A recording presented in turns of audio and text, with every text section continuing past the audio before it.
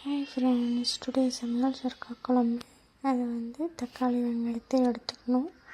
தக்காளி 2, வெங்காயம் 1, சின்ன வெங்காயம் எடுத்துக்கிட்டேன். பெரிய வெங்காயமாக இருந்தால் 3 எடுத்துக்கோங்க. அதை சின்ன சின்னதாக கட் பண்ணிக்கோங்க. அப்புறம் சுரக்காவை சின்ன சின்னதாக கட் பண்ணிக்கோங்க. அப்புறம் நான் குக்கர் யூஸ் பண்ணுறேன். நீங்கள் பேன் கூட யூஸ் பண்ணலாம்.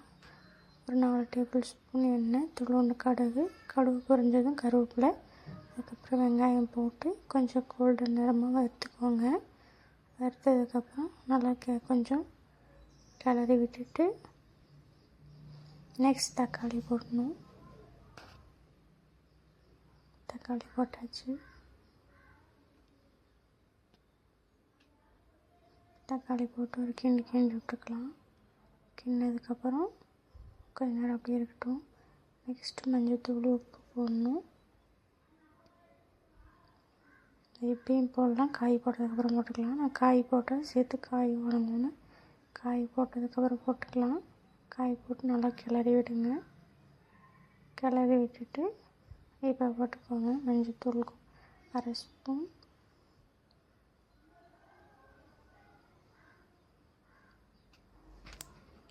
உப்பு ஒரு 2 ஸ்பூன் போட்டுக்கோங்க.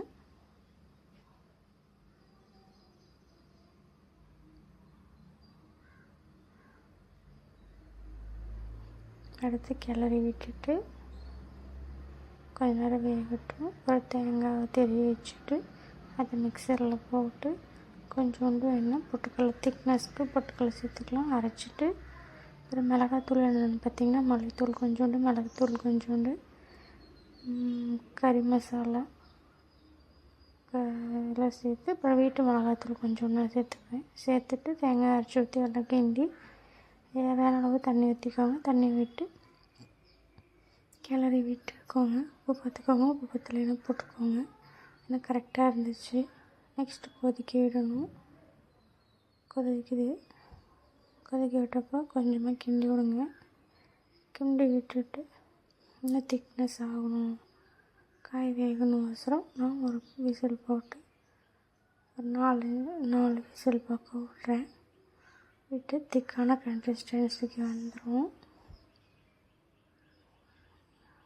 விசில் எடுத்து விட்டுக்கலாம். எடுத்துட்டு ஓப்பன் பண்ணி கொஞ்சோண்டு கொத்தமல்லி தழை கட் பண்ணி வச்சுருக்கேன். அதை போட்டு கிளறி விட்டுக்கலாம். கொத்தமல்லி தழை ஆட் பண்ணிக்கோங்க.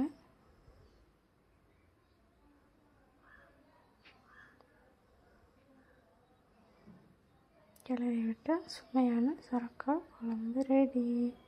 இதை சாப்பாட்டில் ஊற்றி சாப்பிட்லாம், இல்லைன்னா தோசைக்கு கூட சாப்பிட்டுக்கலாம். சாப்பாட்டில் ஊற்றி சாப்பிடுங்க.